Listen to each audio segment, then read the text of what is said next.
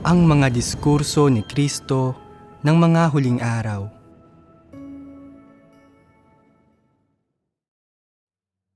Sa pagsasagawa lamang ng katotohanan, mayroong buhay pagpasok.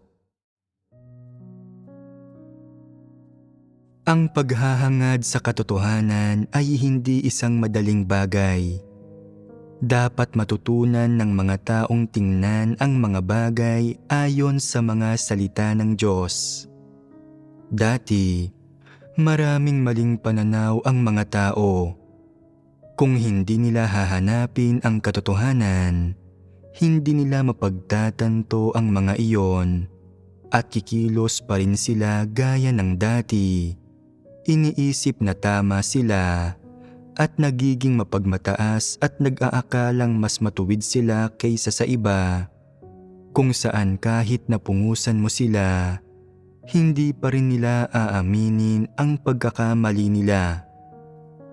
Napakahirap baguhin ng perspektiba sa pagtingin sa mga bagay ng mga taong hindi naghahangad sa katotohanan. Halimbawa, kapag nakita ng ilang tao na may isang tao sa iglesia na dating namumuno ng kumpanya, nakakaramdam sila ng paggalang at paghanga sa mga puso nila. Kinaiinggitan, hinahangaan, tinitingala at iginagalang pa nga nila ang mga ganitong tao. May katayuan ang taong ito sa puso nila. Ano ang dapat gawin sa sitwasyong ito? Dapat mong kilatisin ang taong ito at tratuhin siya alinsunod sa mga katotohanang prinsipyo at tingnan mo kung isa siyang taong nagmamahal sa katotohanan at naghahangad sa katotohanan at kung isa siyang taong karapat-dapat igalang. Kung pagkatapos siyang makasalamuha at makilatis, matutuklasan mong hindi siya ganitong uri ng tao, hindi mo na titingalain ang taong ito sa puso mo at hindi na magiging mataas ang tingin mo sa kanya. Dapat mo siyang tratuhin at pakitunguhan sa isang karaniwang paraan. Ano ang ibig sabihin ng pagtrato sa kanya sa isang karaniwang paraan? Ang ibig sabihin nito ay magawa mo siyang tratuhin ng tama. Ang puso ng mga tao ay puno ng sarili nilang mga kagustuhan, kahilingan at paghahangad at nabubunyag ang mga prinsipyo nila sa maraming munting pag-uugali. Kung may isang taong iginagalang nila, kapag nagsasalita sila tungkol sa taong ito, nagiging masyadong maingat at magalang ang mga salita nila at tinutukoy nila ito sa isang masyadong marespetong paraan. Ano ang ipinahihiwatig nito? Na may katayuan ang taong ito sa puso nila at tinitingala nila ang taong ito. Bukod pa rito, may iba pa silang sinasabi. Madalas nilang sabihin, dating opisyal ang taong ito. Kung pupunta siya sa sambahayan ng Diyos at ituturing siyang pangkaraniwang tao, hindi ito magiging angkop. Sa utak nila, iniisip nilang hindi binibigyang halaga ng sambahayan ng Diyos ang mga individual na may talento. Nagawa ng ganoon kataas na tao na magpakumbaba at pumasok sa sambahayan ng Diyos, maging isang mananampalataya at gumampan ng tungkulin, pero walang sino mang tumingala sa kanya o nagtaas ng posisyon niya at hindi nag-abala ang itaas na ipakilala siya sa mga kapatid. Tinatanong mo sila kung kumusta ang mga tungkulin ng taong ito at sinasabi nila, dating nagmamay-ari ng kumpanya ang taong ito at ilang libong tao ang nasa ilalim niya. Walang kahirap-hirap sa kanya ang paggawa ng kaunting gawaing ito. Walang sino man sa sambahayan ng Diyos ang may mas mataas na kakayahan sa Kanya. Isa siyang mataas na tao. Walang matataas na tao sa sambahayan ng Diyos. Anong uri ng pananalita ito? Iniisip nilang may matataas na tao sa sekular na mundo, pero sa sambahayan ng Diyos ay wala. Taglay ng mga tao sa sambahayan ng Diyos ang katotohanan. Taglay ba ng mga tao sa sekular na mundo ang katotohanan? Sinasabi mong may matataas na tao sa sekular na mundo, kaya bakit hindi ka sumampalataya sa matataas na tao? Bakit ka naparito para sumampalataya sa Diyos? May mga kuro-kuro ka tungkol sa Diyos at dapat kang magmadali pabalik sa sekular na mundo. Hindi ba't ang katunayan na nasasabi nila ang ganitong mga bagay ay nangangahulugang tinig ito ni Satanas? Tinig ito ni Satanas. Sumasampalataya sila sa Diyos at pumapasok sa sambahayan ng Diyos, pero dinadakila nila si Satanas. Halos sabihin na nila, kung sasampalataya sa Diyos ang isang partikular na kilalang tao, siya ang magiging may pinakamataas na kakayahan. Kung hindi siya magagawang perpekto, wala na tayong pag-asa lahat. Sa mga mata niya, wala tayong halaga. Sa puso nila at mga mata, ang mga taong sumasampalataya sa Diyos ay hindi kasing husay ng mga kilalang tao, negosyante, at opisyal sa sekular na mundo. Tanging ang mga taong iyon ang matataas na tao at mga taong matitimbang. Kapag tinukoy mo ang ipinahihiwatig ng sinasabi nila, mga tao ba silang naghahangad sa katotohanan? Kahit gaano pa karaming sermon ang pakinggan nila, hindi nagbabago ang mga pananaw at kaisipan nila, ang mga opinyon nila sa mundo, at ang mga opinyon at pananaw nila sa mga kilala at mataas na tao. Natamo na ba nila ang katotohanan? May buhay pagpasok ba sila? Ano ang taong ito? Mga hindi sila mananampalataya, Hudas at traidor sila. Sa isip nila, hindi ang Diyos ang kataas-taasan at hindi ang katotohanan ang kataas-taasan. Sa halip, ang makamundong kapangyarihan, katanyagan, kasikatan, at pakinabang ang kataas-taasan. Ang taong ito ay isang traidor. Mga kaisipan at pananaw ito ni Judas. Mga kaisipan at lohika ito ni Satanas. Kahit na kayang unawain ng mga taong ito ang katotohanan, hindi magbabago ang mga kaisipan at pananaw nila. Reputasyon, katayuan, at kapangyarihan ang hinahangad nila. Kapag may kasama kang ganitong tao, hindi tama ang ekspresyon niya kapag nakikipag-usap sa iyo at may partikular kang nararamdaman dahil dito na mahirap maging malapit sa taong ito at hindi niya nakikita ang karaniwang tao. Iyon ang dahilan kung bakit may kakayahan siyang magkaroon ng napakaraming kuro-kuro tungkol sa Diyos.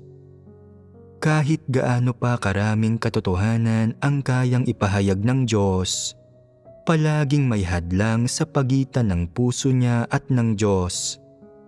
Iniisip niyang pangkaraniwan ang normal na pagkatao ng Diyos na nagkatawang tao at hindi talaga ito dakila o makapangyarihan.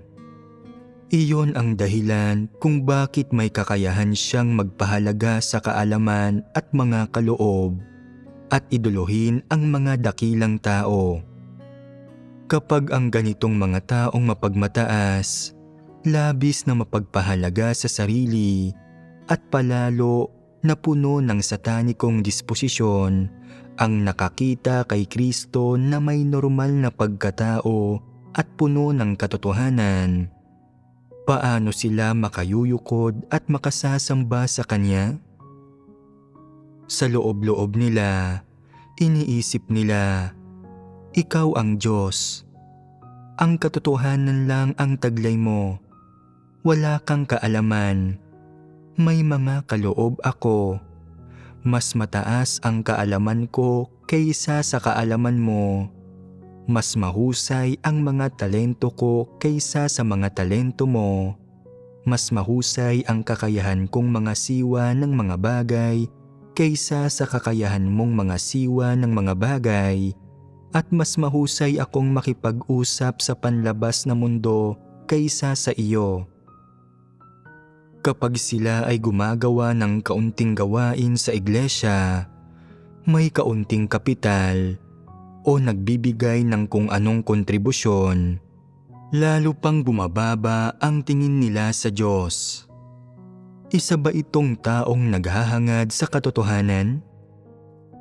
Hindi. Ang mga taong hindi naghahangad sa katotohanan ay nagpapakita ng katakot-takot na hindi magandang pag-uugali at wala silang kahit katiting na katwiran. Kaya madalas na nadadala ang mga taong ito sa panlabas na pinomena ng mga tao, pangyayari at bagay. Sa isang sandali ay iniisip nilang tama ang Diyos. Sa susunod naman ay iniisip nilang mali siya. Sa isang sandali ay iniisip nilang may Diyos. Sa susunod naman ay iniisip nilang walang Diyos. Sa isang sandali ay iniisip nilang ang Diyos ang siyang may kataas-taasang kapangyarihan sa langit at lupa at lahat ng bagay. Sa susunod naman ay nag-aalinlangan silang ang Diyos ang may kataas-taasang kapangyarihan sa langit at lupa at lahat ng bagay. Palaging nagtatalo at naglalaban ang puso nila. Kahit na ang pangalawang uri ng tao ay may espiritual na pangunawa at nakauunawa ng katotohanan sa pinakamababaw na kahulugan nito, nakahulugan lang ng mga salita at doktrina na maituturing pa ring pagkakaroon ng kaunting kakayahang makaarok. Kahit na nagagawa nilang umunawa ng ilang katotohanan, hindi nila kailanman isinasagawa ang mga iyon. Ano ang mga pagpapamalas nila? Ang paghahangad sa trabaho, ang paghahangad sa pagpapala, ang paghahangad sa pagtupad sa sarili nilang malabong pananampalataya at espiritual na panustos, at ang paghahangad sa reputasyon at katayuan. Ito ang pangalawang uri ng tao. Ang pangatlong uri ay ang mga taong may espiritual na pangunawa at naghahangad sa katotohanan. Kayang unawain ng mga taong may espiritual na pangunawa ang sinasabi ng mga salita ng Diyos.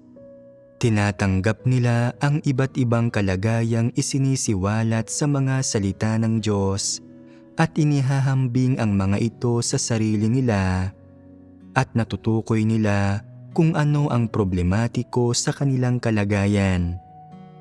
Gayunpaman, hindi ibig sabihin na dahil kaya mong maghambing ay isa kang taong naghahangad sa katotohanan. Kung matapos ihambing ang sarili mo, nagsasagawa ka at pumapasok ka, saka ka lang nagiging isang taong naghahangad sa katotohanan. Kung kaya ng mga taong unawain ang mga salita ng Diyos at gamitin ang mga prinsipyo ng mga salita ng Diyos na nauunawaan nila bilang pundasyon para tunay na makapasok, paano nagpapamalas ang ganitong mga tao pagdating sa paghahangad sa katotohanan? Una, kaya nilang tanggapin ang atas ng Diyos at gampanan ng maayos ang tungkulin nila. Pangalawa, kaya nilang hanapin ang katotohanan kapag hinaharap ang mga sitwasyong isinaayos ng Diyos at magkaroon ng pagpapasakop. Ang isa pang aspekto ay binibigyang halaga nila ang pagsusuri sa bawat aspekto ng mga kalagayan nila at mga pagbubunyag sa pang-araw-araw nilang buhay. At pagkatapos ay nagagawa nilang ihambing ang sarili nila alinsunod sa mga salita ng Diyos, lumutas ng mga problema at nagagawang umabot sa punto kung saan may prinsipyo na sila sa paraan ng pagharap nila sa bawat uri ng bagay at may landas sila na isasagawa sa bawat uri ng bagay. Halimbawa, noong huli kong ibinahagi at hinimay ang 7 pangunahing kasalanan ni Pablo, nagawa dapat ninyong ihambing ang sarili ninyo. Tunay itong unawain at isagawa at pasukin. Lubhang magkaugnay ang paghahambing at ang buhay pagpasok. Ang magawang maghambing sa sarili mo ay ang daan patungo sa buhay pagpasok. Ang paraan ng pagpasok mo pagkatapos dumaan sa tarangkahan ay nakasalalay sa kung nauunawaan mo ang aspektong ito ng katotohanan. Kapag may nauunawaan kang isang aspekto ng katotohanan, makakapasok ka sa isang aspekto ng realidad. At kapag may nauunawaan kang 2 aspekto ng katotohanan, makakapasok ka sa 2 aspekto ng realidad. Kung nauunawaan mo lang ang doktrina at wala ka ng mga prinsipyo ng pagpasok, hindi ka makakapasok sa realidad. Sa makatuwid, napakahalaga na makaunawa ka muna ng maraming katotohanan. Paano mo mauunawaan ang mga iyon? Dapat ay magbasa ka ng marami sa mga salita ng Diyos. Pag-isipan mo ang kanyang mga salita. Ihambing mo ang mga iyon sa tunay na buhay mo at sa mga tungkuling ginagampanan mo. Maghanap ka ng mga prinsipyo ng pagsasagawa at maghanap ka ng landas na isasagawa. Pagkatapos, magiging madali nang pumasok sa realidad. Kung may ilang tunay na problemang iiral, dapat mong ihambing ang mga iyon sa mga nauugnay na sipi ng mga salita ng Diyos at lutasin ang mga iyon. Kung may mga kuro-kuro at maling pagkaunawa ka tungkol sa Diyos, lalo mo pang kinakailangang maghambing sa mga salita ng Diyos. Magawang kilatisin kung sa anong paraan talagang mali ang mga kuro-kuro at maling pagkaunawang ito at kung anong kalikasan ng mga problema ang mga ito. Dapat ay magawa mong himayin ang mga problemang ito. Pagkatapos ay hanapin mo ang mga kaukulang katotohanan para ayusin ang mga ito. Ito ang landas tungo sa buhay pagpasok. Napakaraming isinakatuparang gawain si Pablo, pero nagkaroon ba siya ng landas tungo sa buhay pagpasok? Hindi talaga. Ano ang una sa 7 pangunahing kasalanan ni Pablo? Itinuring niya ang paghahangad sa isang korona at ang paghahangad sa mga pagpapala bilang mga angkop na layunin. Sa anong paraan mali ang pagturing sa paghahangad ng mga pagpapala bilang layunin? Ganap itong sumasalungat sa katotohanan at hindi ito naaayon sa layunin ng Diyos na magligtas ng mga tao. Dahil ang mapagpala ay hindi isang naaangkop na layuning dapat hangarin ng mga tao. Ano ang isang naaangkop na layunin? Ang paghahangad ng katotohanan. ang paghahangad ng mga pagbabago sa disposisyon, at ang magawang magpasakop sa lahat ng pamamatnugot at pagsasaayos ng Diyos. Ito ang mga layuning dapat hangarin ng mga tao.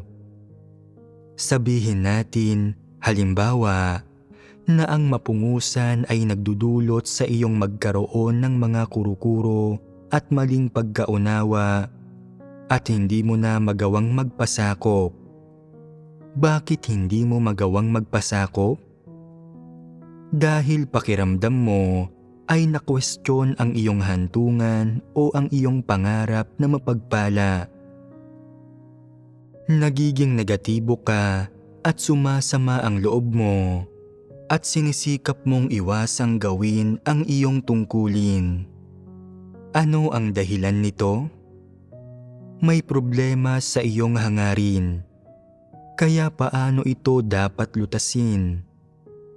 Kinakailangan na agad mong talikuran ang mga maling ideyang ito at na agad mong hanapin ang katotohanan para lutasin ang problema ng iyong tiwaling disposisyon. Dapat mong sabihin sa iyong sarili, hindi ako dapat sumuko. Dapat ko pa ring magawa ng mabuti ang tungkuling dapat gawin ng isang nilikha at isantabi ang aking pagnanasang mapagpala. Kapag binitiwan mo ang pagnanasang mapagpala at tinahak mo ang landas ng paghahangad sa katotohanan, mawawala ang bigat na pasan mo. At magagawa mo pa rin bang maging negatibo?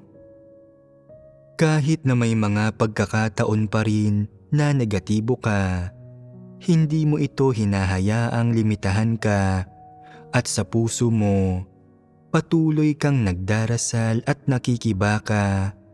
Binabago ang layunin ng iyong paghahangad mula sa paghahangad na mapagpala at magkaroon ng hantungan, ay nagiging paghahangad sa katotohanan at iniisip mo, ang paghahangad sa katotohanan ay ang tungkulin ng isang nilikha.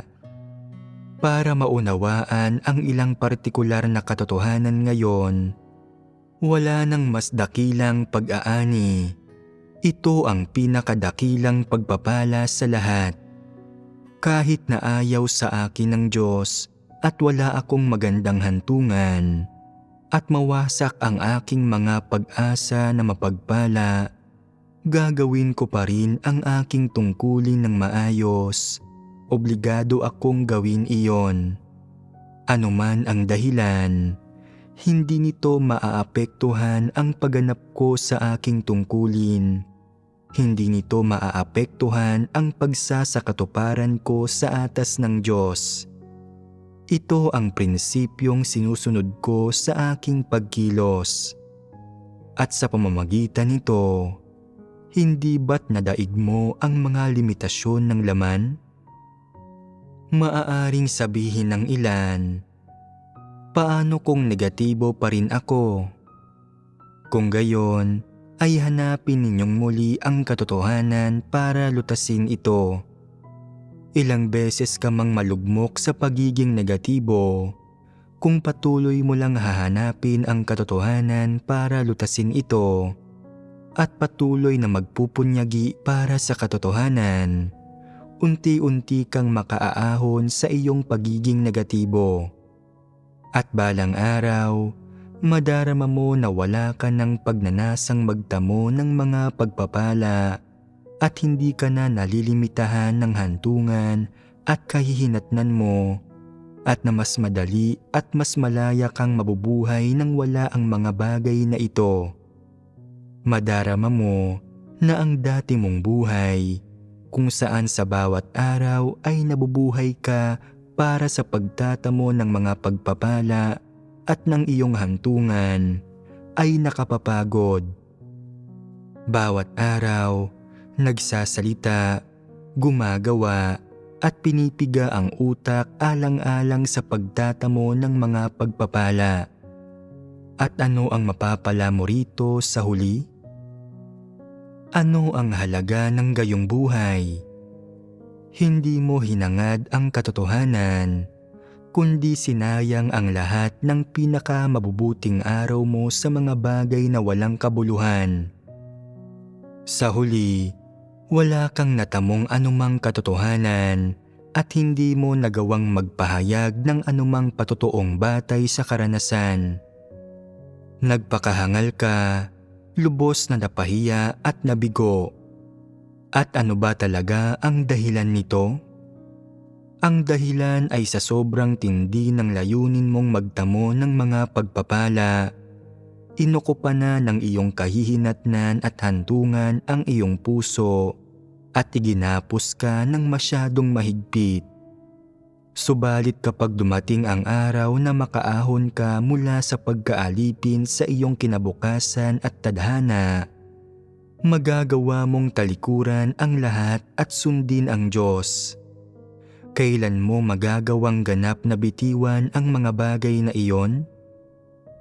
Habang walang humpay na lumalalim ang iyong pagpasok sa buhay, makakamtan mo ang isang pagbabago sa iyong disposisyon at saka mo magagawang ganap na bitiwan ang mga iyon. Sinasabi ng ilan, kaya kong bitiwan ang mga bagay na iyon kung kailan ko gusto. Naaayon ba ito sa batas ng kalikasan? Hindi. Sinasabi ng iba, nalutas ko ang lahat ng ito sa isang magdamag. Simpleng tao ako, hindi komplikado o mahina na katulad ninyo.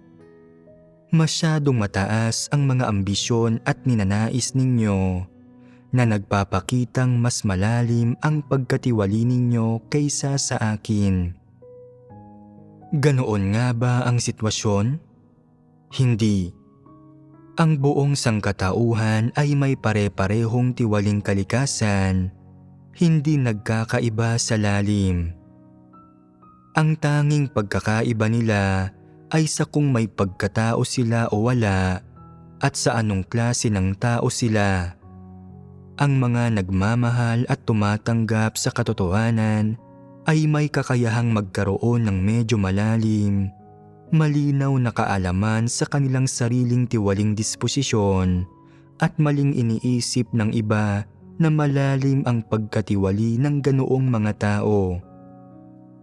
Ang mga hindi nagmamahal o tumatanggap sa katotohanan ay laging nag-iisip na wala silang katiwalian, na sa ilan pang mabubuting asal, magiging banal silang mga tao.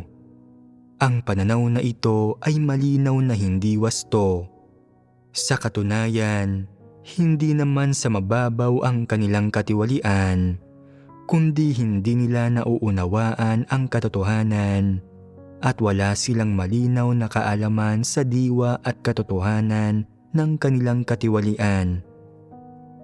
Sa madaling sabi, para manampalataya sa Diyos, kailangang tanggapin ng isang tao ang katotohanan, isagawa ang katotohanan, pumasok sa realidad, at magtamo ng mga pagbabago sa buhay disposisyon bago niya mabago ang maling direksyon at landas ng kanyang paghahangad, at bago niya tuluyang malutas ang problema ng paghahangad ng mga pagpapala at pagtahak sa landas ng mga antikristo.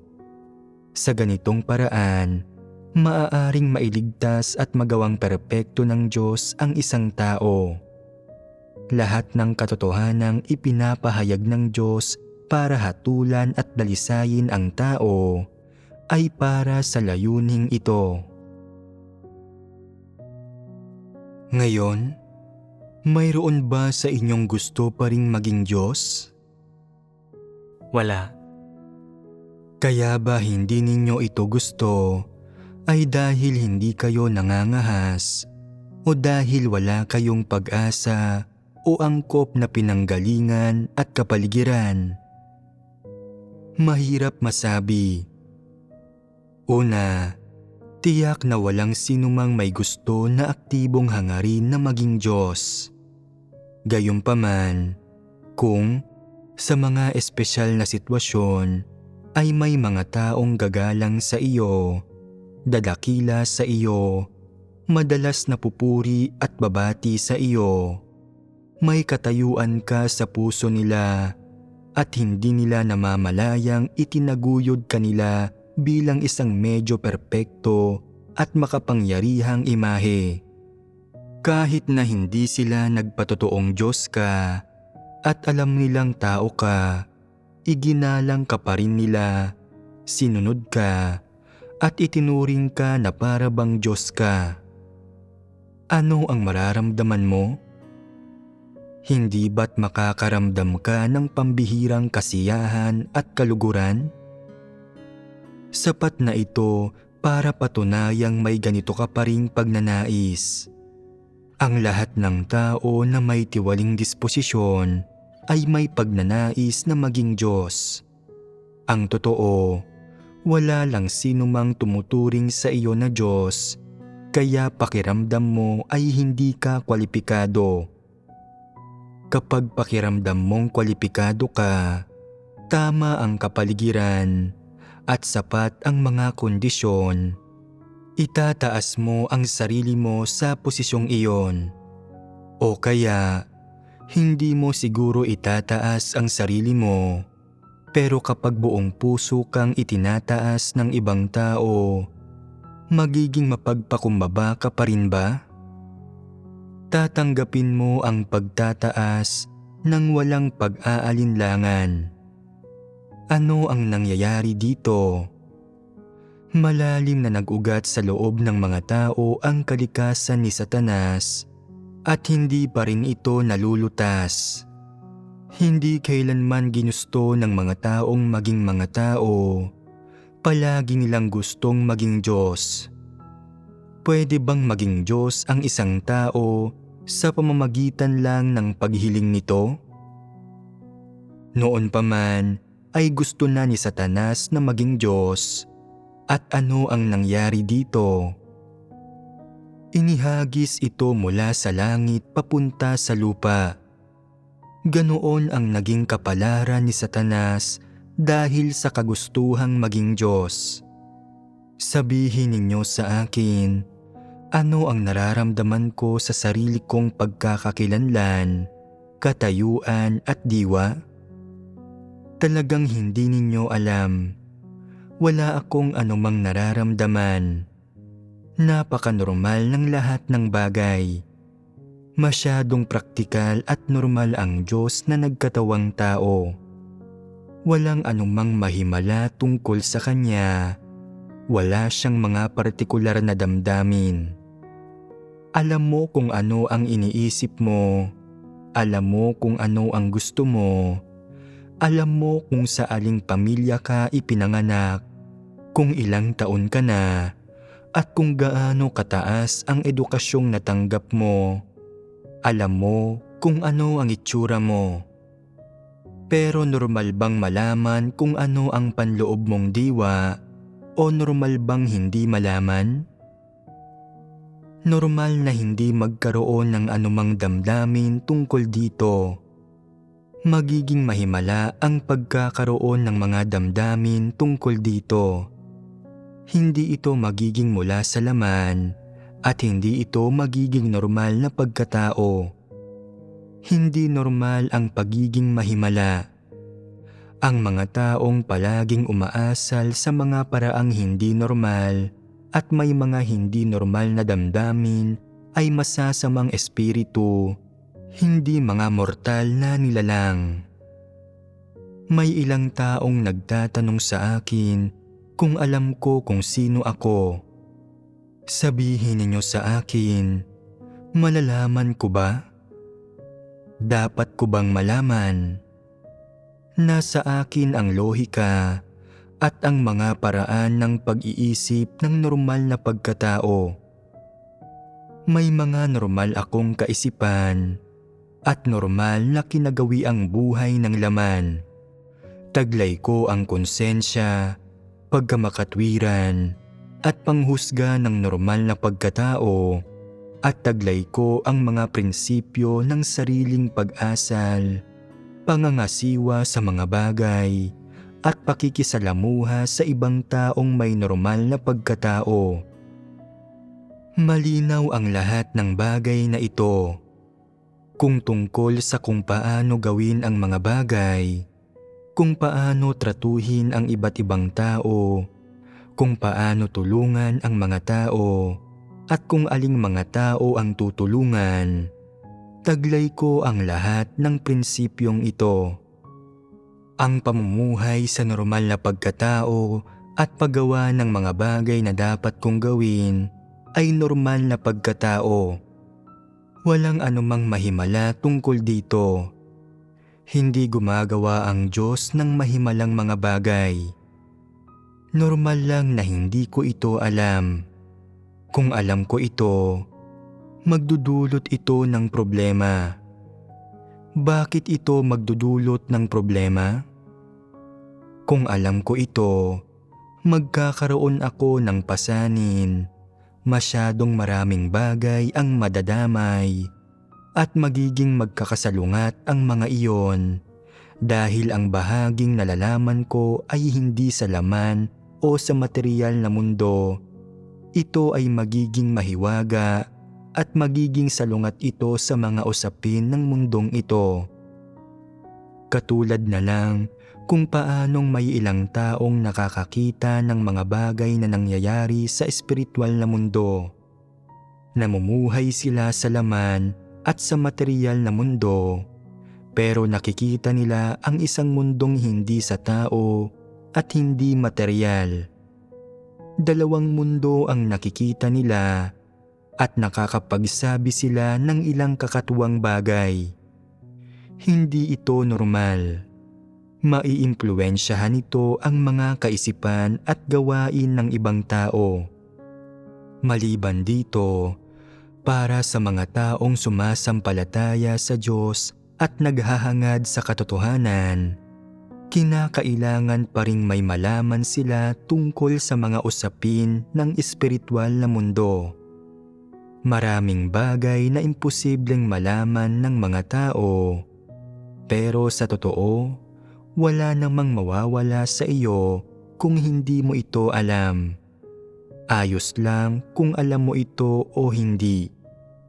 Nilimitahan na ng Diyos ang saklaw ng mga bagay na maaaring maunawaan, malaman, at maramdaman ng mga mortal na nilalang. Hindi nagsasalita ang Diyos ng kulang ng isang pangungusap sa kung ano ang kailangan mong malaman. Sinasabi niya sa iyo ang lahat at hindi niya hinahayaang magkulang ang iyong kaalaman. Gayunpaman, lubusan niyang isinasara ang hindi mo kailangang malaman. Hindi niya ito sasabihin sa iyo at hindi niya guguluhin ang mga iniisip at ang utak mo. Ang isa pang aspekto ay na sa mga mortal na nilalang, ang mga usapin ng espiritual na mundo ay isang uri ng misteryo, kakatuwang penomena, o mga usapin ng ibang mundo.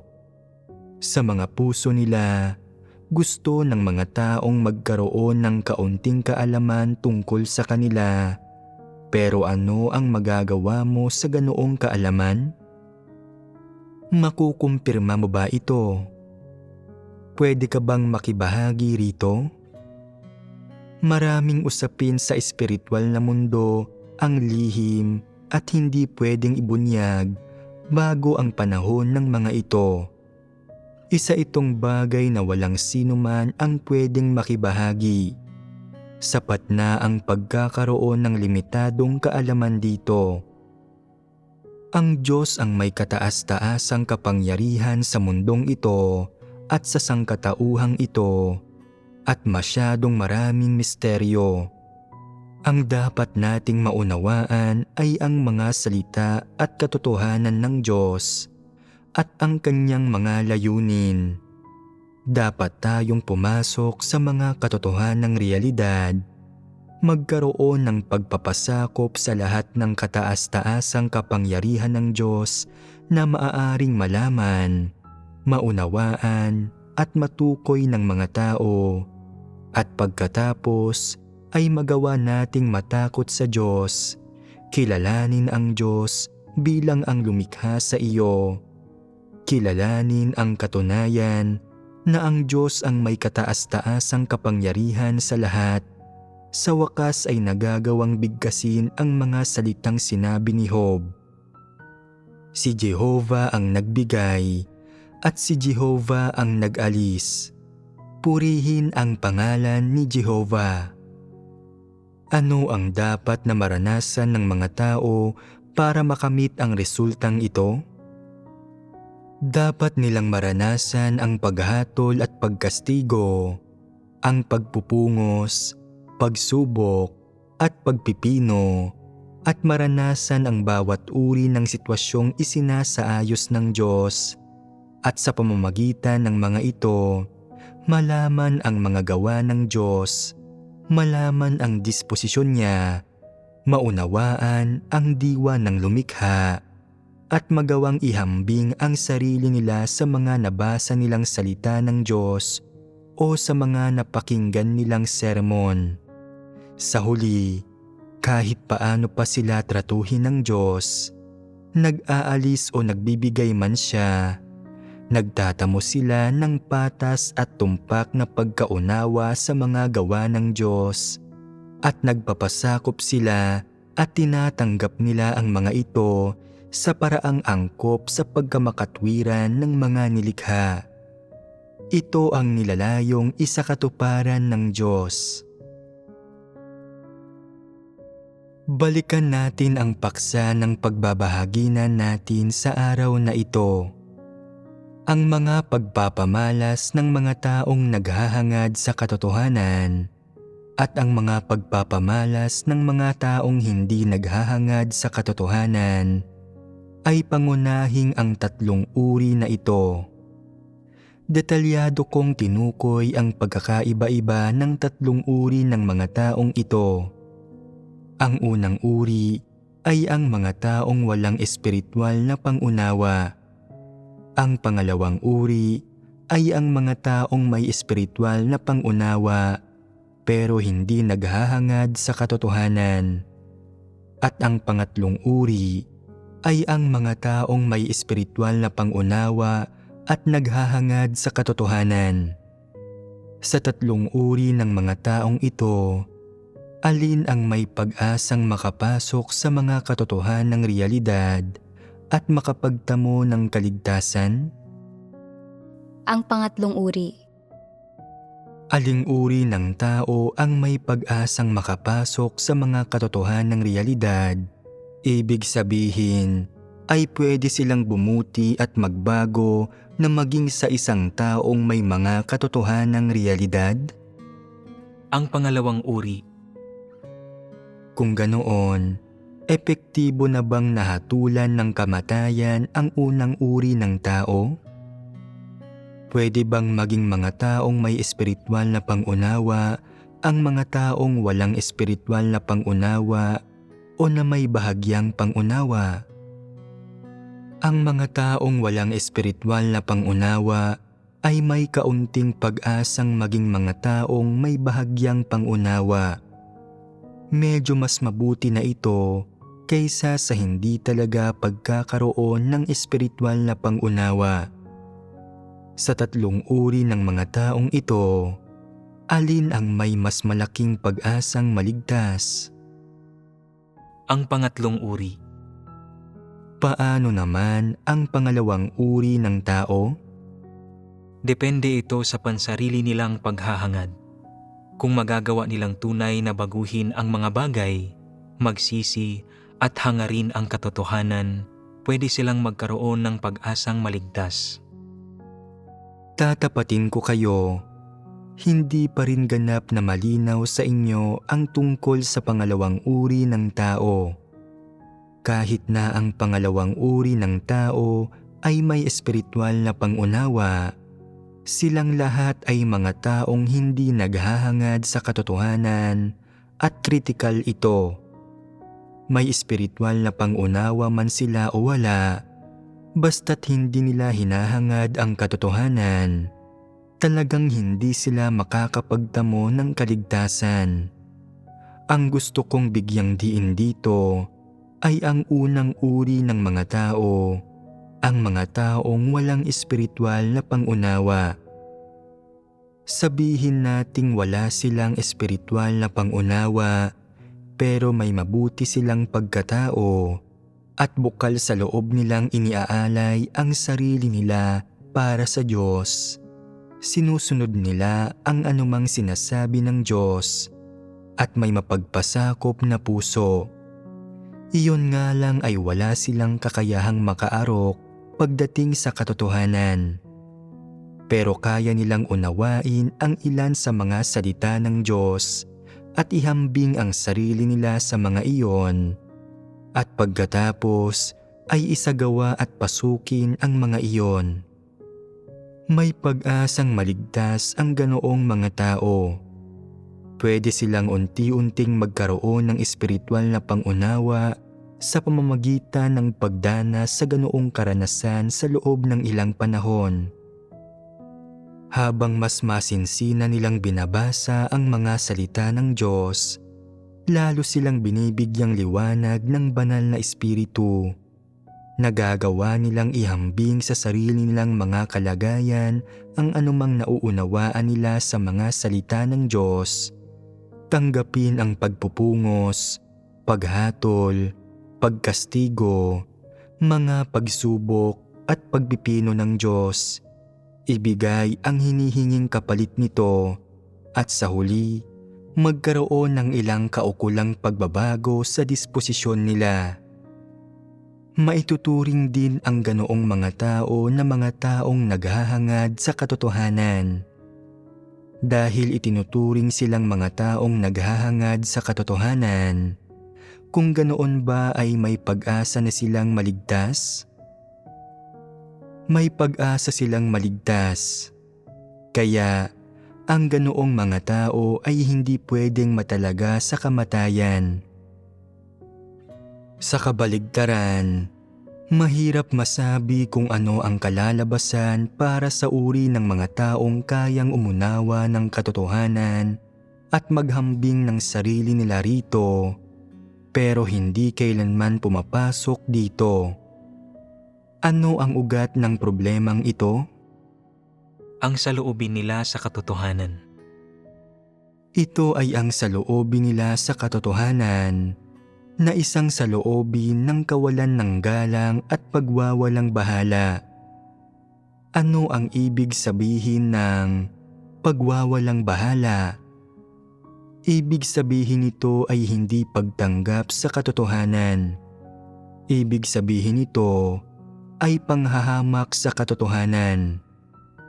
Ibig sabihin nito ay hindi pagkilala sa mga salita ng Diyos bilang ang katotohanan at hindi pagseryoso sa mga ito. Kahit gaano pa karami ang nauunawaan nila sa mga naririnig nila, hindi nila isinasagawa ang katotohanan. At kahit hanggang saan pa nila inihahambing dito ang sarili nila, kahit na alam nila kung anong uri sila ng tao, hindi pa rin sila nagsisisi. Kahit na alam nila na ang pinakamahalagang aspekto ng pananampalataya sa Diyos ay ang pagsasagawa sa katotohanan, ang salitang pagsasagawa ay hindi mahalaga sa ganoong mga tao. Hindi madaling maligtas ang ganoong mga tao. Ngayon, paano natin dapat bigyang kahulugan ang paghahangad sa katotohanan? Ano ba talaga ang paghahangad sa katotohanan? Sino ang makapagsasabi sa akin? Ang magawang tanggapin ang mga salita ng Diyos. Gamitin ang mga salita ng Diyos para magnilay at maghambing sa sarili, at ang pagkakaroon din ng buhay pagpasok. Tanging ito ang maituturing na paghahangad sa katotohanan. Tama iyan. Tanging sa pamamagitan ng pagtanggap sa katotohanan at pagsasagawa sa katotohanan, nagiging isang taong naghahangad sa katotohanan ang isang tao.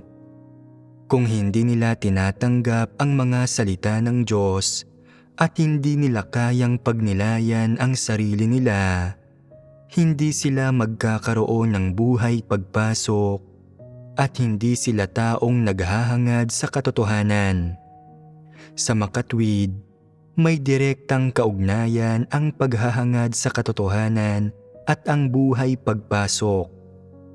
Kung nagagawa ng isang taong magtalakay ng maraming salita at doktrina, pero hindi niya kailanman isinagawa ang katotohanan, wala siyang tunay na pananampalataya sa Diyos. At kahit na malinaw niyang nalalaman na ang isang bagay ay ang kataas-taasang kapangyarihan at mga pagsasaayos ng Diyos at nagmumula sa Diyos, hindi siya nagpapasakop at lumalaban siya, nanghuhusga at patuloy na naghihimagsik at namumuhay pa rin siya alinsunod sa mga satanikong filosofiya at ginagawa niya ang mga bagay ayon sa sarili niyang mga kagustuhan. Kung ganoon, ay hindi siya isang taong naghahangad sa katotohanan. May ilang taong may espiritual na pangunawa at nakakaunawa ng mga salita ng Diyos, pero hindi nagmamahal sa katotohanan, kaya hindi nila isinasagawa ang katotohanan. Ang ganoong mga tao ay hindi mga taong naghahangad sa katotohanan. May ilang taong handang maghangad sa katotohanan, pero masyadong mababa ang kakayahan nila at hindi nila maabot ang katotohanan. Ang resulta, sumasampalataya sila sa Diyos sa loob ng maraming taon, pero hindi nila naiintindihan ang katotohanan. Ang ganito bang mga tao ay mga taong naghahangad sa katotohanan? Hindi. Ano ang mga pangunahing pagpapamalas ng mga taong hindi naghahangad sa katotohanan? Ang mga pangunahing pagpapamalas ay hindi sila nagbabasa ng mga salita ng Diyos at hindi sila handang magdasal sa Diyos, lalo pa ang makipagbahaginan tungkol sa katotohanan, at ayaw pa nga nilang dumalo sa mga pagtitipon o makinig sa mga sermon.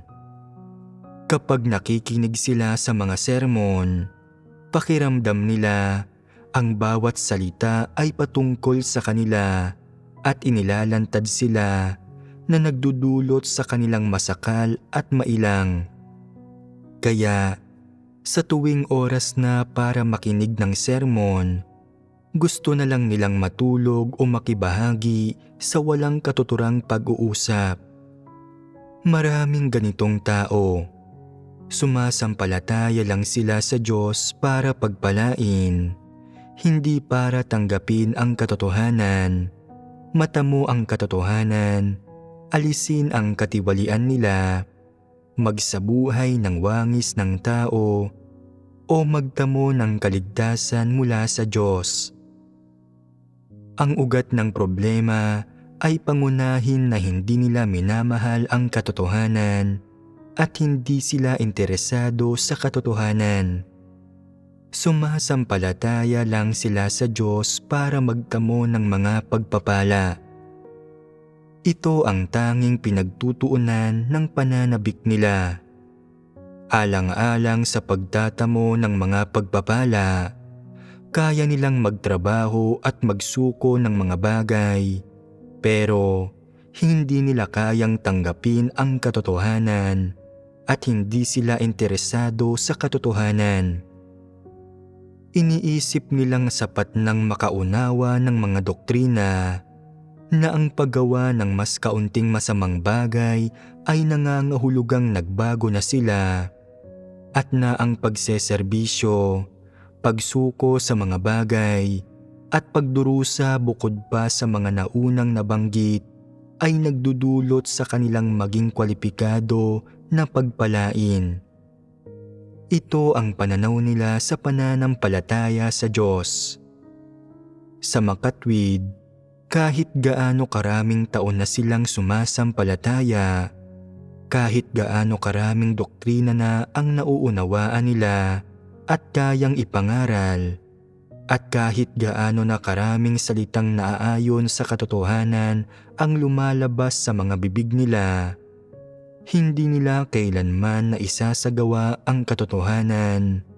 Nananatiling matigas, mapagpalayaw, at walang pagpipigil ang mga disposisyong ipinakikita nila.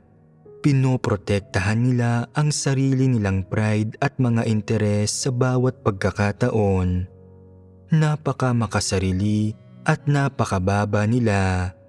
At kahit kapag pinagsasabihan o pinupungusan sila, hindi nila ito matanggap at wala silang kahit kaunting pagpapasakop. Ginagawa ng ganoong mga tao kung ano ang gusto nila.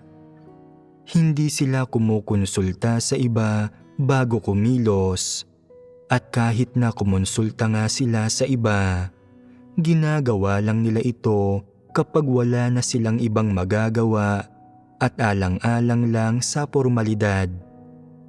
Hindi sila tuwiran magsalita, paligoy-ligoy sila, at sa huli, hinihikayat pa rin nila ang iba na gawin ang sinasabi nila. Anong disposisyon ang nabubunyag sa ganitong paraan ng paggawa sa mga bagay? Panlilin lang. Hindi lang ito panlilin lang. May mas malubha pa tungkol dito. Kahit gaano pa kasarap pakinggan ng mga salita nila kapag pinapayuhan nila ang iba, ipinapaliwanag na mga pagsasaayos ito ng sambahayan ng Diyos at hinihikayat ang ibang taong magpasakop.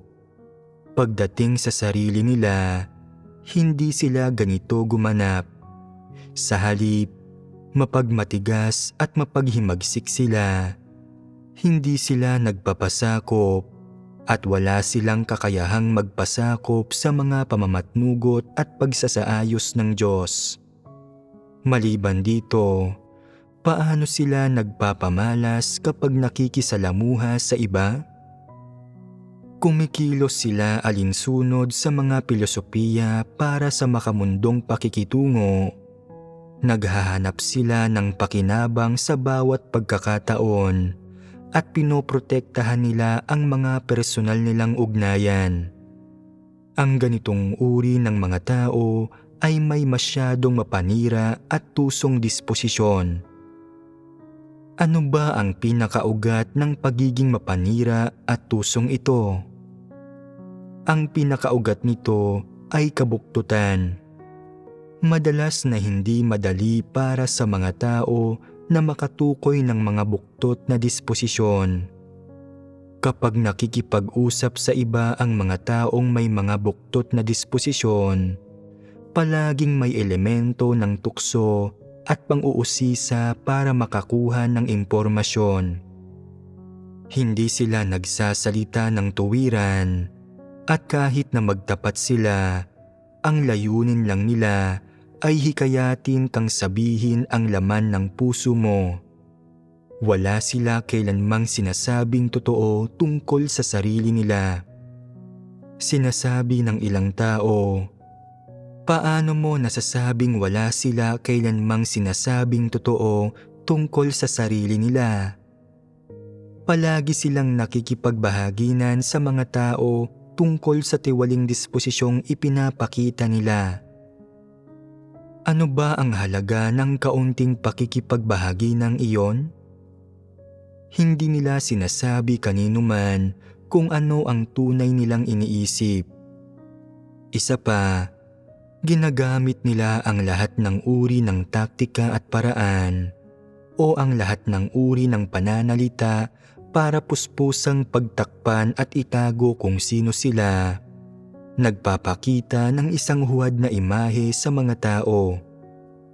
Kung malalaman ng ilang tao ang tunay nilang ugali at malalaman ang masasamang bagay na nagawa nila, magkukunwari lang sila at magsasabi ng ilang salita ng pagsisisi. Gagamit sila ng mga nakaliligaw na paraan para paniwalain ang mga taong nagsisi at nagbago na sila.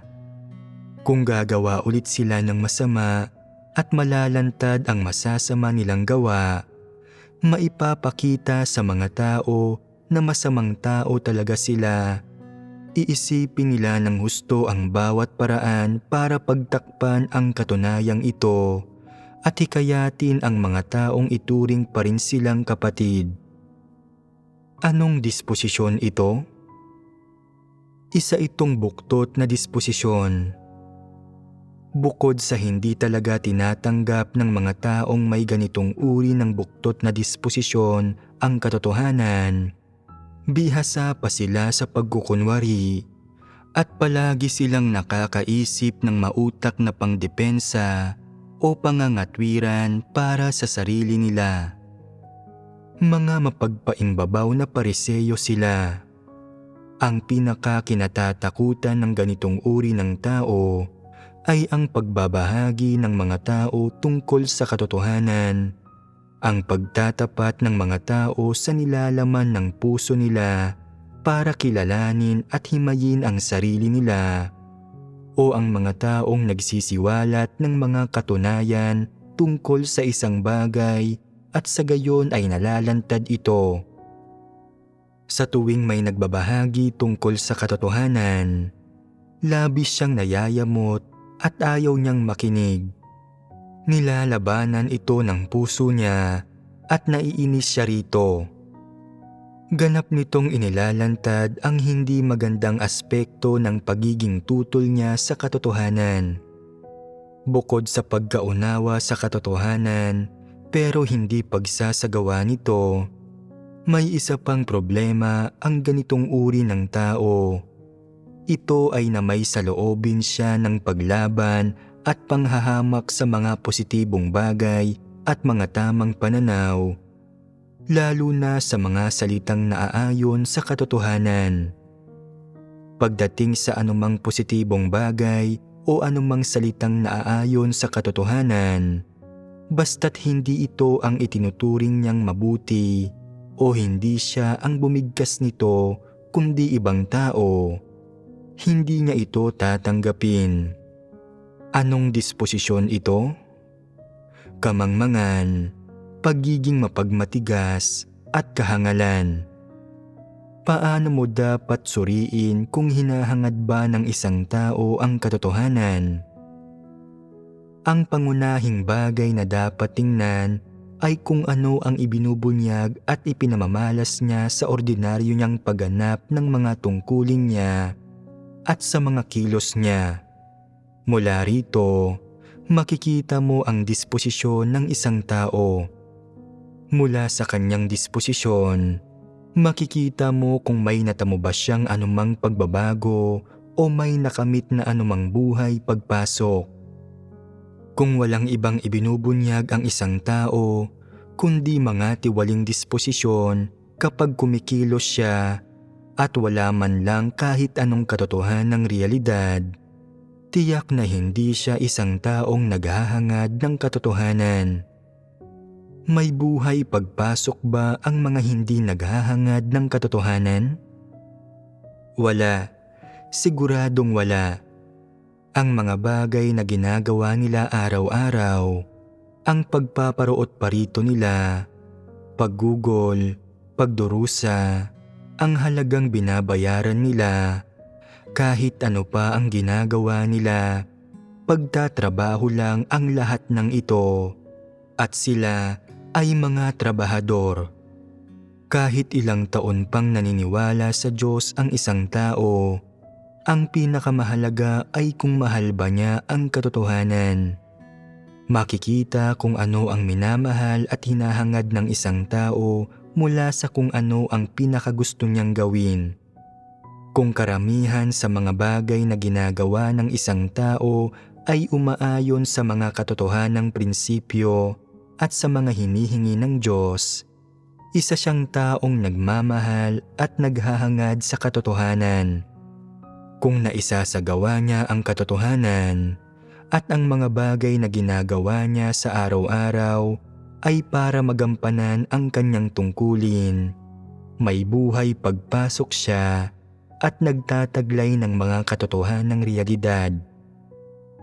Maaaring hindi angkop ang kanyang mga kilos sa ilang partikular na bagay, o maaaring hindi niya tumpak na naiintindihan ang mga katotohanang prinsipyo, o maaaring may mapagmatigas siyang mga kinikilingan kaugnay nito, o kung minsan ay maaaring mayabang siya at inaakalang mas matuwid siya kaysa sa iba. Ipinagpipilitan ang sarili niyang mga paraan at bigong tanggapin ang katotohanan. Pero kung pagkatapos nito ay magagawa niyang magsisi at isagawa ang katotohanan, walang pagdududang pinatutunayan nito na may buhay pagpasok siya at hinahangad niya ang katotohanan.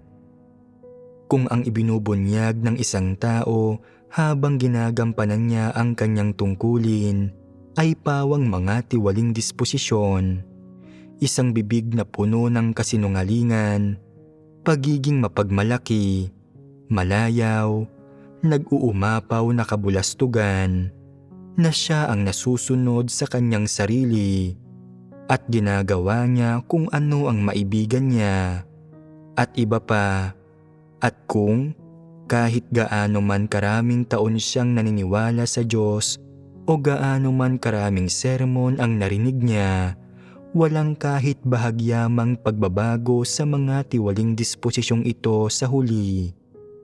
Tiyak na hindi ito isang taong naghahangad ng katotohanan. Maraming tao ang naniniwala sa Diyos sa loob ng maraming taon na sa panlabas ay hindi masasamang tao at may ilan pa ngang mabubuting pag-uugali. Sadyang marubdob silang naniniwala sa Diyos pero hindi man lang nagbabago ang kanilang mga disposisyon sa buhay at wala sila ni kaunting maibabahaging patotoong batay sa karanasan. Hindi ba kaawa-awa ang gayong mga tao? Matapos ang napakaraming taon ng paniniwala sa Diyos, hindi man lang sila makapagbigay ng kahit bahagyang patotoong batay sa karanasan. Ito ay trabahador lang talaga. Tunay ngang kaawa-awa sila. Sa madaling salita, para masuri kung ang isang tao ay naghahangad sa katotohanan at may buhay pagpasok, dapat mong tingnan ang disposisyon at diwa niya sa paraang ipinapakita at ipinapahayag niya, at tingnan mo kung may anumang pagbabago sa disposisyon niya. Ang palaging pagbigkas ng mga salita at doktrina at pagpapanggap at panlilinlang ay hindi maipagpapatuloy ng matagal. Sarili lang nila ang sinisira nila, hindi naman nila nalilinlang ang iba. Hindi magtatagal, ang mga taong hindi tumatanggap sa katotohanan at hindi naghahangad sa katotohanan ay mabubunyag at matitiwalag. Tanging ang mga taong tumatanggap at nagsasagawa ng katotohanan ang makakapagtamo ng buhay pagpasok at magkakaroon ng pagbabago sa disposisyon. Natapos ko na ang pagbabahagi tungkol sa kung ano ang buhay pagpasok, kung ano ang paghahangad sa katotohanan, at lahat ng iba't ibang pagpapamalas ng mga taong naghahangad sa katotohanan. Dapat na ihambing ng mga tao ang mga bagay na ito sa sarili nila, at kapag naunawaan na nila ang katotohanan, kailangan nila itong isagawa. Ano ang pinakamalaking problema para sa karamihan ng mga taong sumasampalataya sa Diyos? Ito ay na nauunawaan nila ang katotohanan, pero hindi nila ito isinasagawa.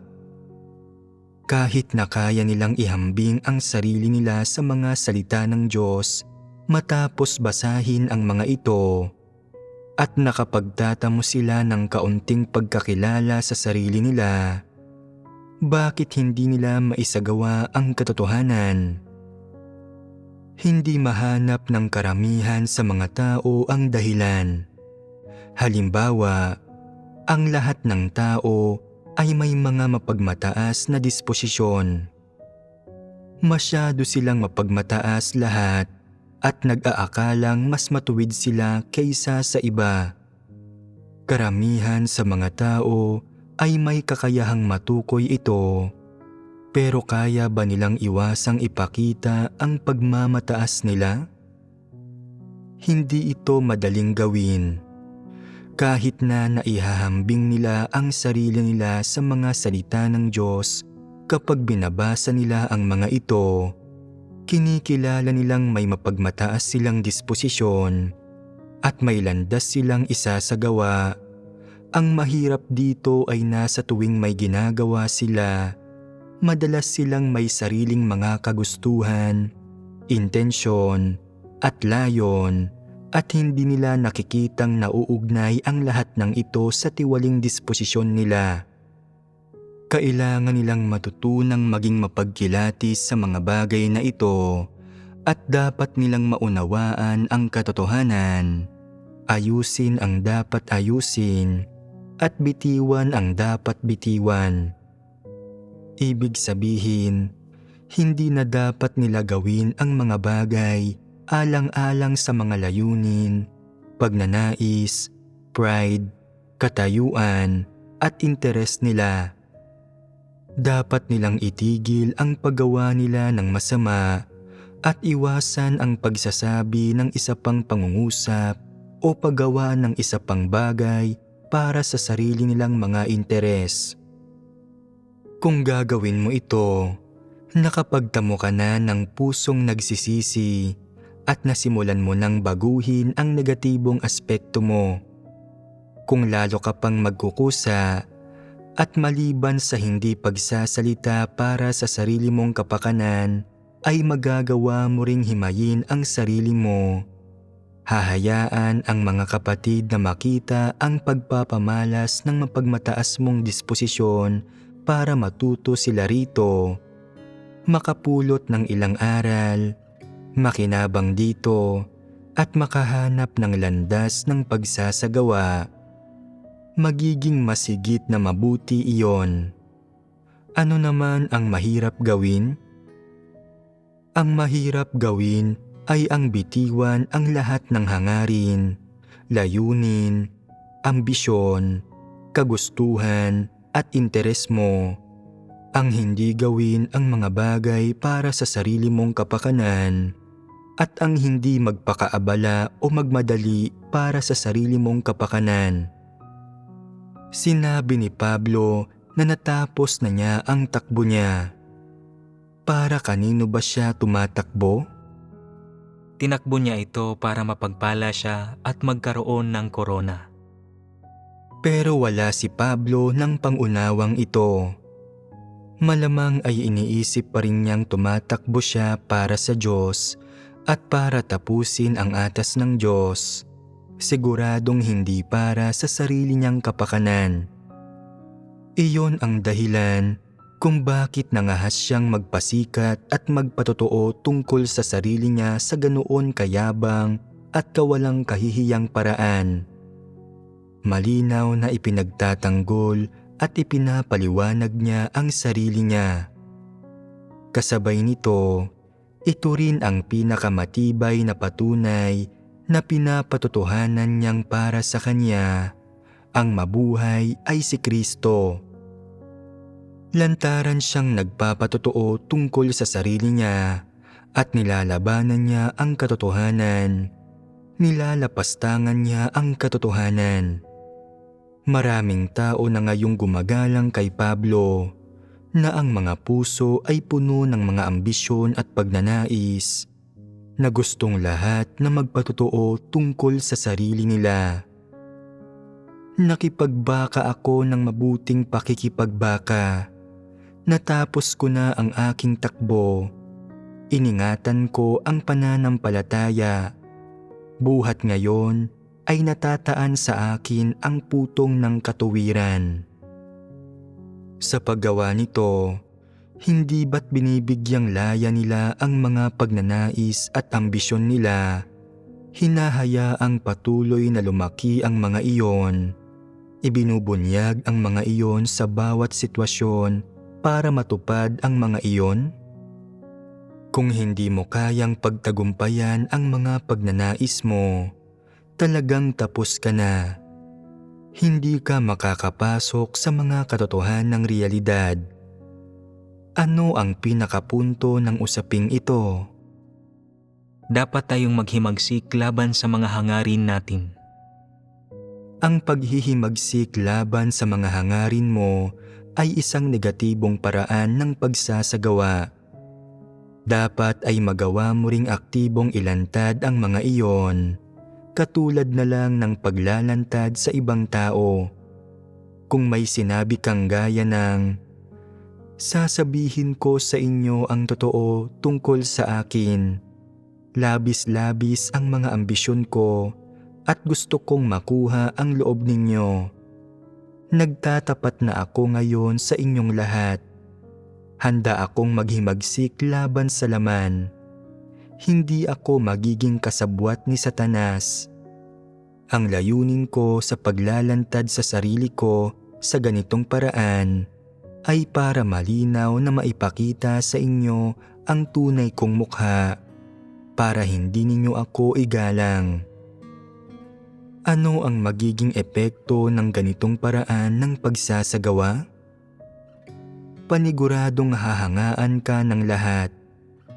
Hindi ba't magiging mas mabuti ito kaysa sa paggalang at mataas na pagtingin na makukuha mo kapalit ng paggamit ng lahat ng uri ng napakababang taktika? Kahit papaano ay positibo ito. Kahit na medyo hahangaan ka ng lahat, titingalain ka ba nila? Posibleng tingalain ka siguro ng iba, pero dapat kang humanap ng mga paraan para hikayatin silang talikuran ang pag-uugaling ito. Palagi mong ilantad ang sarili mo. Sabihin mo, "Mapaghimagsik din ako at mas malala ang paghihimagsik ko kaysa sa inyo. Mapanlinlang at buktot din ako. Noong nagsalita ako noong panahong iyon, may layunin akong iniisip. Iyon ay ang hikayatin kayong tingalain ako at huwag akong hamakin." Kapag narinig na ito ng lahat, bukod sa hindi ka na nila hahamakin sa mga puso nila, lalo ka pa nilang irerespeto. Isa itong diretsahang paraan ng pagsasagawa. Tanging ang mga taong nagmamahal sa katotohanan ang gagawa nito. Hindi ito kayang gawin ng mga taong hindi nagmamahal sa katotohanan anuman ang mangyari. Kung sa puso mo, iniisip mo na talagang mabuti at isang malaking karangalan ang gawin ito, nakalugod-lugod ito sa Diyos at hinahangad mong kumilos sa ganitong paraan. Kung matindi ang kagustuhan mo sa iyong puso, naniniwalang dapat mo itong gawin at na ganitong klase ng tao ang dapat mong tularan. Isang taong malinis, matapat, at walang bahid ng kasinungalingan sa pananalita. Isang taong lubusang naghihimagsik laban sa tiwali niyang disposisyon at kay Satanas.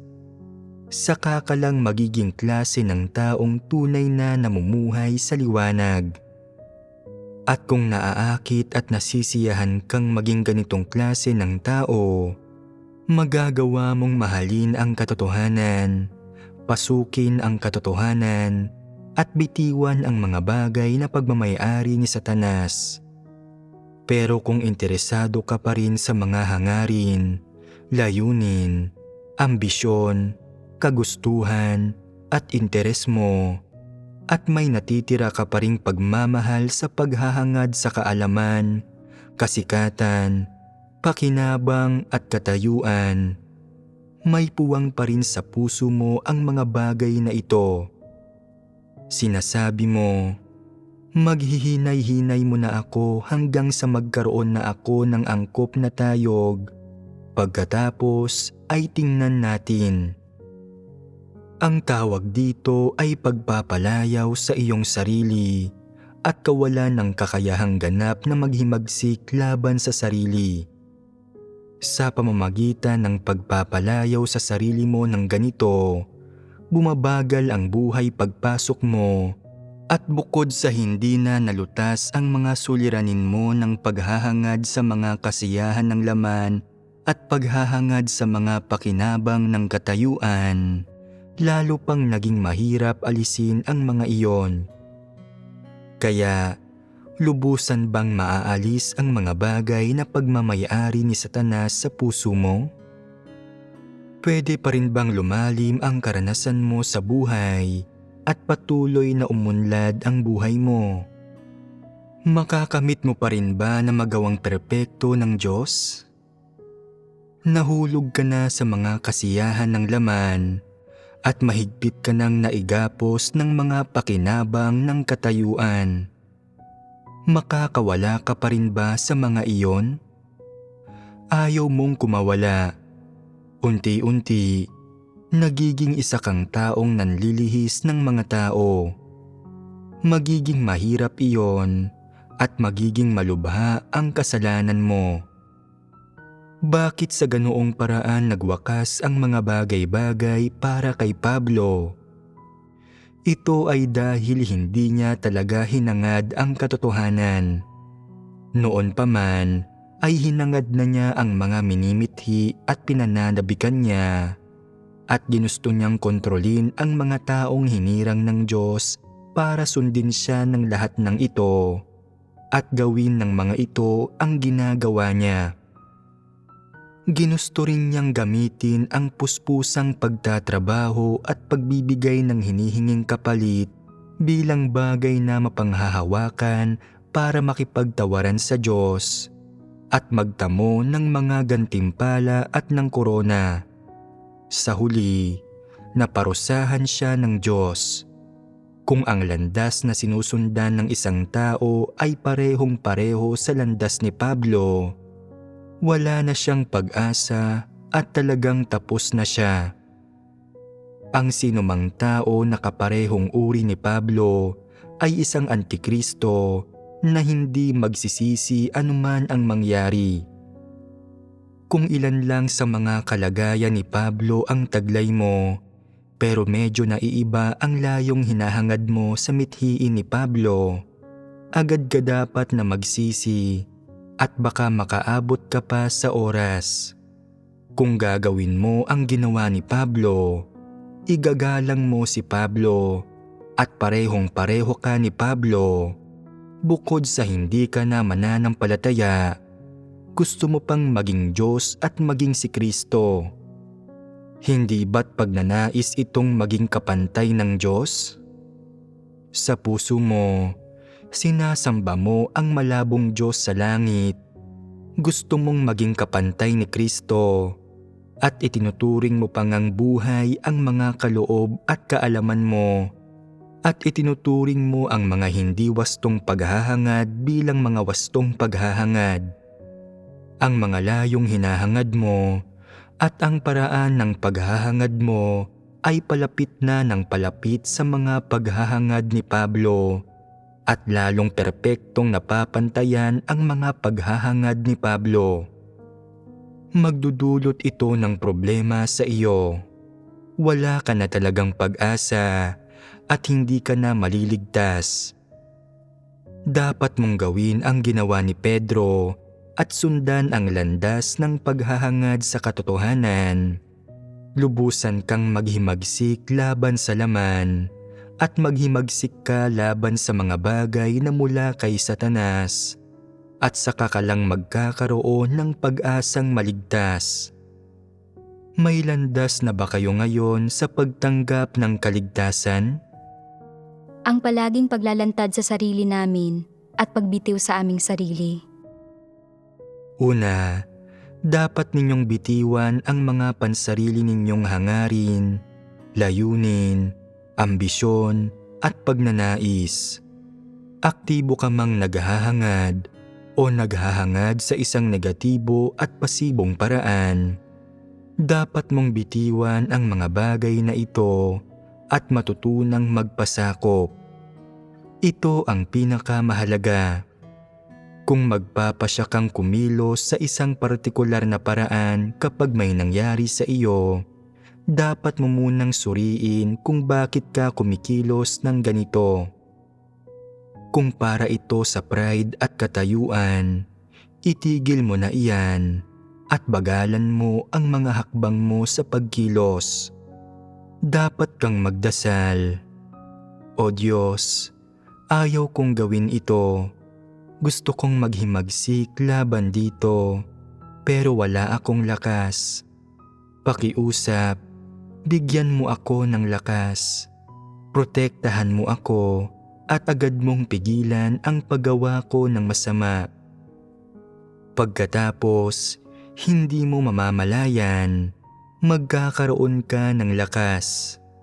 Minsan, ang kakayahan ng mga taong pagtagumpayan ang kasalanan, maghimagsik laban sa laman at maghimagsik laban sa tiwali nilang disposisyon ay nanggagaling sa pagnanais at determinasyon nila at sa adhikain nilang mahalin ang katotohanan.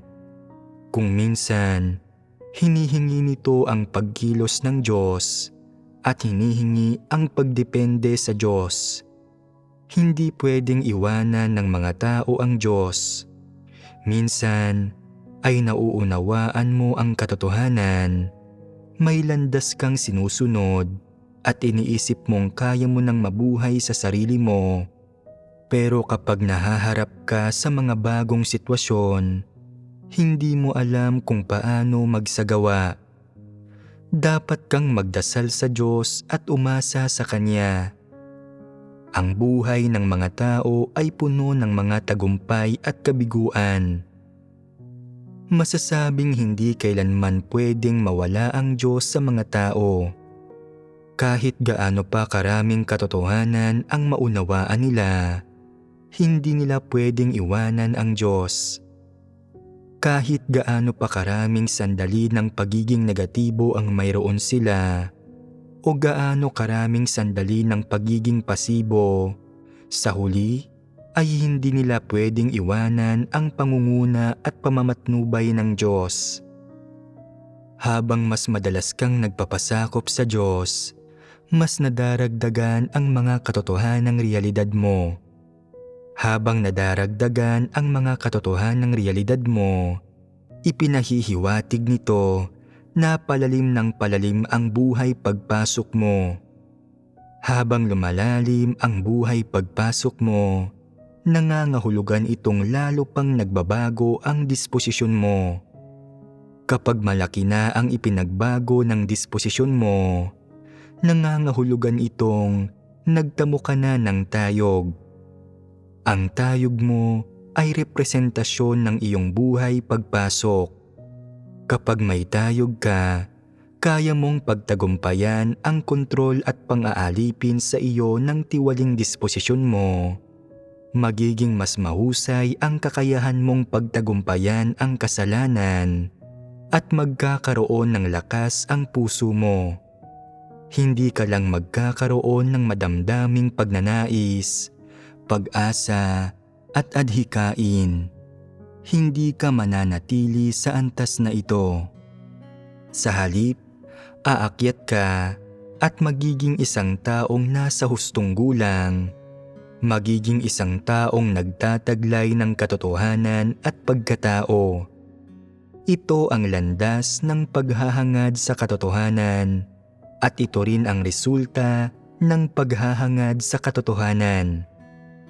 Nakikita ba ninyo ang direksyon? Nakakakita ba kayo ng pag-asa? Oo. Mabuti iyan. Ang buhay pagpasok ay isang prosesong hindi natatapos. Dapat ay habang buhay kayong magdanas para may makamit dito at sumailalim sa pagbabago. Kahit natahakin mo ang landas ng paghahangad sa katotohanan, kung hahangarin mo pa rin ang mga kasiyahan ng laman at ang mga pakinabang ng katayuan, matitisod at mabibigo ka pa rin. Ngayon ay nasa tamang landas ka na at natagpuan mo na ang direksyon mo. Malinaw mo nang nakilatis ang mga bagay na hindi tama, pasibo, taliwas at negatibo. May harang na sa pagitan mo at ng mga bagay na ito. Tungkol naman sa mga positibong bagay, medyo marami ka na ring naunawaan at natamo mula sa mga iyon, at medyo marami ka nang kayang arukin at tanggapin sa mga iyon.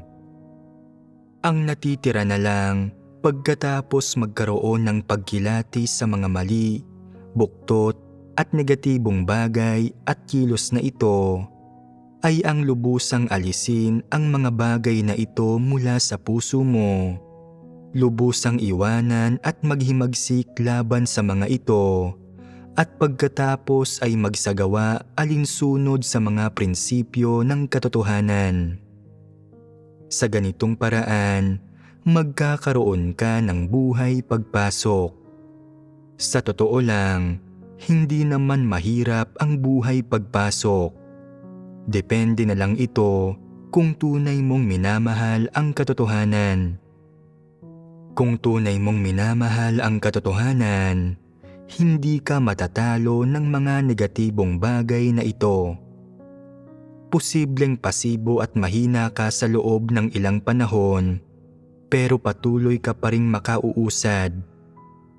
Kung hindi mo minamahal ang katotohanan, o hindi mo ganoon katinding minamahal ang katotohanan, tumutuon ka lang sa mga panlabas na formalidad, gumugugol ng kaunti ng iyong sarili at ibinibigay ang kaunting bahagi ng sarili mo, nagagawang gumising ng maaga at matulog ng 10 oras ng gabi para gampanan ang tungkulin mo. Kung nananatili ka lang sa yugto ng pagtatrabaho, hindi mo gustong magtamo ng pangunawa sa katotohanan o pumasok sa realidad. Kontento ka lang, nagugulin ang sarili mo para sa Diyos at hindi ka gumawa ng malalaking pagsalangsang, at hindi ka gumagalaw at hindi umuusad. Ano ang magiging kahihinatnan ng lahat ng ito?